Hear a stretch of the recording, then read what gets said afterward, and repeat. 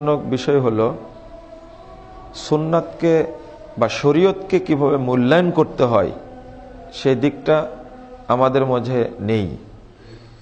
আমরা যতটুকু বুঝি যে মুহাম্মদ সাল্লাল্লাহু আলাইহি সাল্লামের নাম শুনলেই বৃদ্ধ আঙ্গুলে চুমু দেওয়াটাই হলো রাসূলের মহব্বত। আমরা বুঝি শবে বরাতের রাত্রিতে হালুয়া রুটি খাওয়া, শবে মেরাজের রাত্রিতে অনুষ্ঠান করা,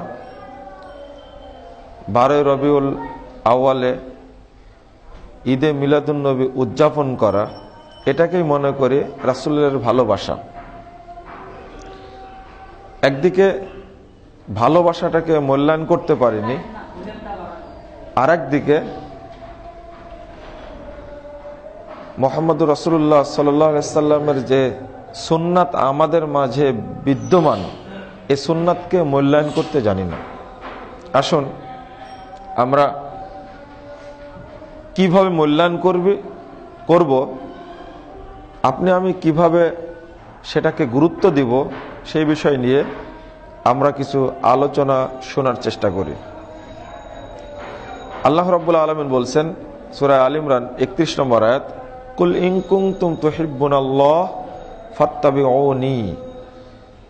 মুহাম্মদ সাল্লাল্লাহু আলাইহি সাল্লাম আপনি বলুন, যদি তোমরা আল্লাহকে ভালোবাসতে চাও, ইন কুনতুম তুহিব্বুনাল্লাহ, যদি আল্লাহকে ভালোবাসতে চাও, অর্থাৎ আল্লাহর সন্তুষ্টি অর্জন করতে চাও, ফাত্তাবিউনি, তাহলে আমার অনুসরণ করো, আমাকে মেনে চলো। তাহলে কি হবে? ইউহিব্বুকুমুল্লাহ।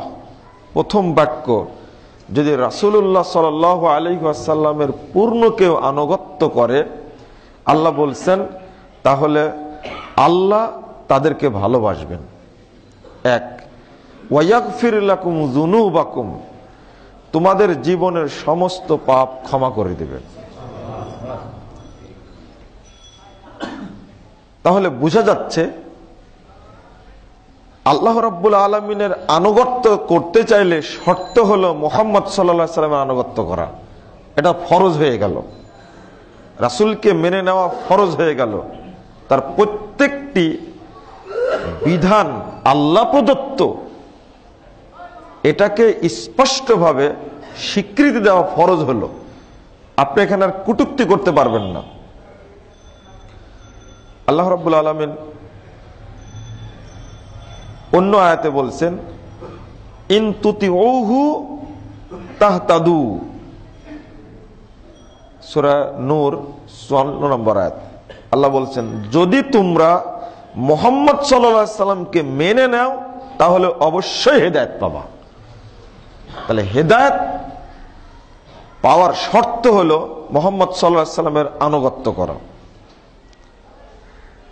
সূরা আরাফ 118 নম্বর আয়াত আল্লাহ বলেছেন, ফাত্তাবিউহু লাআল্লাকুম তাহতাদুন, তোমরা মুহাম্মদকে অনুসরণ করো, মুহাম্মদ সাল্লাল্লাহু আলাইহি সাল্লামকে মেনে নাও, লাআল্লাকুম তাহতাদুন, অবশ্যই তোমরা হেদায়েত পাবে। এই আয়াতগুলো প্রমাণ করে আল্লাহ রাব্বুল আলামিনকে মানতে হলে শর্ত হলো মুহাম্মদ রাসূলুল্লাহ সাল্লাল্লাহু আলাইহি সাল্লামকে মানা। সূরা নিসা 80 নম্বর আয়াত আল্লাহ বলেছেন, মাইয়ুতির রাসূল ফাকাদ আতা আল্লাহ, যে আল্লাহর রাসূলের আনুগত্য করলো সে মূলত আল্লাহরই আনুগত্য করলো। এটা আল্লাহই বলছেন, মাইয়ুতির রাসূল ফাকাদ আতা আল্লাহ, যে রাসূলের অনুসরণ করলো সে আল্লাহর অনুসরণ করলো। সহিহ বুখারীতে আসছে, রাসূল সাল্লাল্লাহু আলাইহি সাল্লাম বলেছেন, দ্বিতীয় খণ্ডের 1081 পৃষ্ঠার হাদিস, মান আতা মুহাম্মাদান ফাকাদ আতা আল্লাহ, যে ব্যক্তি মুহাম্মদ সাল্লাল্লাহু আলাইহি সাল্লামকে মানলো সে ব্যক্তি যেন আল্লাহকেই মেনে নিল। ওমান আসা মুহাম্মাদান ফাকাদ আসাল্লাহ, যে মুহাম্মদকে বৃদ্ধাঙ্গুলে দেখালো সে যেন আল্লাহকে বৃদ্ধাঙ্গুলে দেখালো। আল্লাহ রাসূল সাল্লাল্লাহু আলাইহি সাল্লাম বলেছেন, মান আতা মুহাম্মাদান ফাকাদ আতা আল্লাহ, যে ব্যক্তি মুহাম্মদ সাল্লাল্লাহু আলাইহি সাল্লামের আনুগত্য করলো সে যেন আল্লাহরই আনুগত্য করলো। ওমান আসা মুহাম্মাদান ফাকাদ আসাল্লাহ, যে ব্যক্তি মুহাম্মদকে অপমানিত করলো ওই ব্যক্তি যেন আল্লাহকে অপমান করলো। এর পরের বাক্যটা হলো ওয়া মুহাম্মাদুন ফারাকুম বাইনান নাস, আর মুহাম্মদ সাল্লাল্লাহু আলাইহি সাল্লাম হলেন মানুষের মধ্যে একমাত্র ব্যক্তি যিনি হক এবং বাতিলের পার্থক্য নির্ধারণকারী, অন্য কেউ না। এই কথাটা খুব শক্ত কথা। পৃথিবীতে অসংখ্য মানুষ অসংখ্য থিওরি, দর্শন, মতবাদ জন্ম দিয়েছে,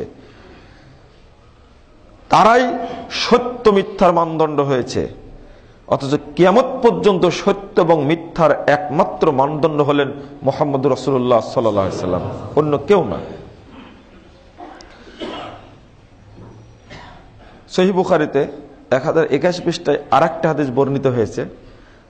আল্লাহ রাসূল সাল্লাল্লাহু আলাইহি সাল্লাম বলছেন, কুল্লু উম্মতি ইয়াদখুলুনাল জান্নাহ, আমার প্রত্যেকটি উম্মতি জান্নাতে প্রবেশ করবে, ইল্লা মান আবা, তবে হ্যাঁ, যে আমাকে অস্বীকার করে সে জান্নাতে যাবে না।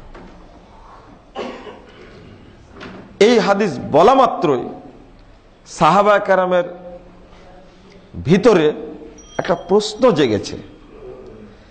তারা জানতেন না তাদের যুগে যে মুহাম্মদকে মানবে না এই ধরনের কোন লোক থাকতে পারে, এটা কেমন কথা। তাই প্রশ্ন করছেন, কিলা মান আবা ইয়া রাসূলুল্লাহ, আল্লাহ রাসূল আপনাকে মানে নাকি আবার? মানে তাদের এটা মাথায় ছিল না যে এক শ্রেণীর মানুষ পৃথিবীতে আসবে, এক সময় আল্লাহর নবীর সুন্নাতকে বৃদ্ধাঙ্গুলি দেখাবে, এটা তাদের মাথায় ছিল না। তাই প্রশ্ন করেছেন, মাইয়াবা, আপনাকে মানে না আবার কে? এটা আবার কি বলছেন আপনি? আপনাকে মানবে না এ ধরনের কেউ হতে পারে? রাসূল সাল্লাল্লাহু আলাইহি ওয়াসাল্লাম বলছেন, মান আতানি দাখালাল জান্নাহ, যে ব্যক্তি আমার আনুগত্য করবে সে জান্নাতে প্রবেশ করবে। ওমান আসানি ফাকাদ আবা, আর যে ব্যক্তি আমার নাফরমানি করবে সেই আমাকে অস্বীকার করে। প্রথমটা আয়াতে বললাম যে রাসূল সাল্লাল্লাহু আলাইহি সাল্লামের পূর্ণ আনুগত্য করলে সমস্ত পাপ মাফ হয়ে যাবে। এই হাদিস প্রমাণ করে রাসূলের আনুগত্য করে মারা গেলে লোকটি জান্নাতে যাবে। আর একটা হাদিস প্রমাণ করে রাসূল সাল্লাল্লাহু আলাইহি সাল্লামের আনুগত্য করলে কিয়ামতের মাঠে প্রথম দিকেই রাসূলের কাছে গিয়ে ওই ব্যক্তি কাউসারের পানি পান করতে পারবে। দ্বিতীয়ত আল্লাহর নবী তার জন্য সুপারিশ করবেন জান্নাতে যাওয়ার জন্য। সুন্নাত মানার অনেক ফায়দা রয়েছে। রাসূল সাল্লাল্লাহু আলাইহি সাল্লাম বলছেন, সহিহ বুখারী 974 পৃষ্ঠার হাদিস, ইন্নী ফারাতুকুম আল হাউজ, সাহাবীরা শুনে রাখো, নিশ্চয় আমি আগেই কাউসারের দ্বারে চলে যাব, যেন তোমরা কষ্ট না পাও, কারণ সূর্য থাকবে মাথার উপরে। সাহাবীরা বলছেন যে মাথা থেকে সূর্যের দূরত্ব কতটুকু হবে? চোখ থেকে চোখের ভুরু যতটুকু ততটুকু। তাহলে এই সূর্যের তাপে মানুষ কিভাবে অবস্থান করবে?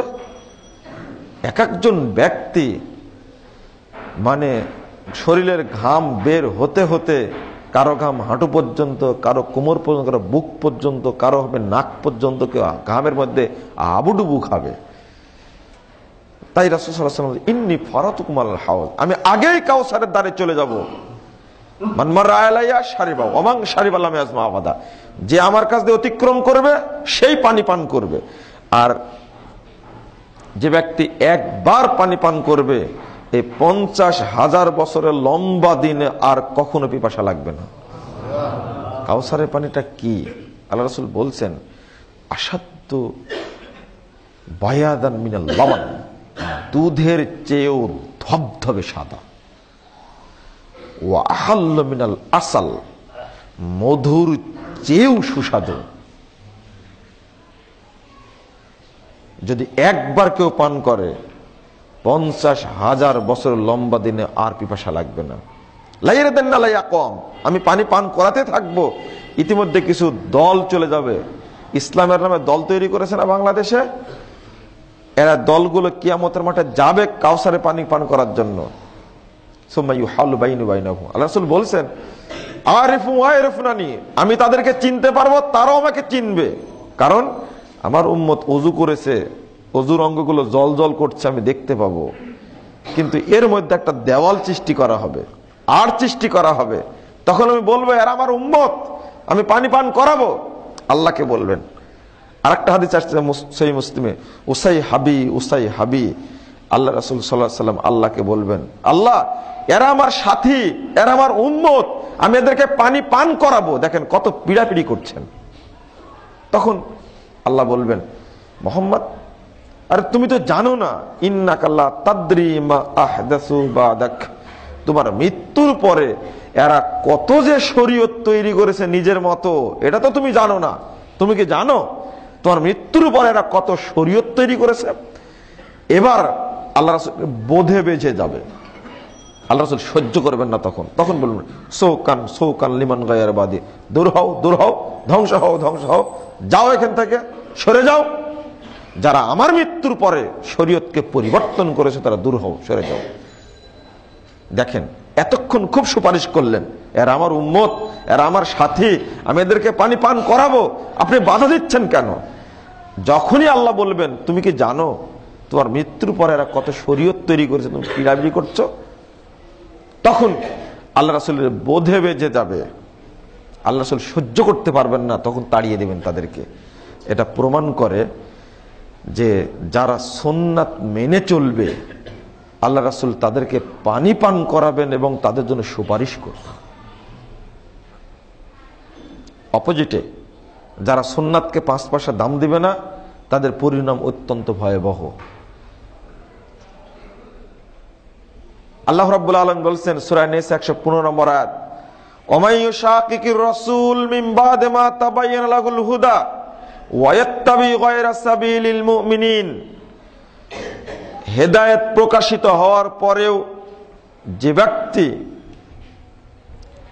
আল্লাহর নবীর বিরুদ্ধাচরণ করবে, বিরোধিতা করবে, হেদায়েত প্রকাশিত হওয়ার পরেও আপনি জানলেন এটা সুন্নাত, আপনি জানলেন এটা রাসূল সাল্লাল্লাহু আলাইহি ওয়াসাল্লাম করেছেন, করতে বলেছেন, এটা হলো রাসূলের আদর্শ, এরপরেও আপনি মানলেন না, ওয়ায়াত্তাবি গায়রা সাবিলিল মুমিনিন, এবং সাহাবা কেরাম যে রাস্তায় চলেছেন, কোরআন সুন্নাহ যেভাবে বুঝেছেন ওইভাবে না বুঝে নিজের মতো করে কোরআন সুন্নাহ বুঝলেন, আল্লাহ বলেছেন নুআল্লিহি মা তাওয়াল্লা, ও যেদিকে চলতে চায় আমি ওকে চলা সহজ করে দেব, ওয়ানুসলিহি জাহান্নাম, অতঃপর আমি তাকে জাহান্নামে আছাড় মারবো।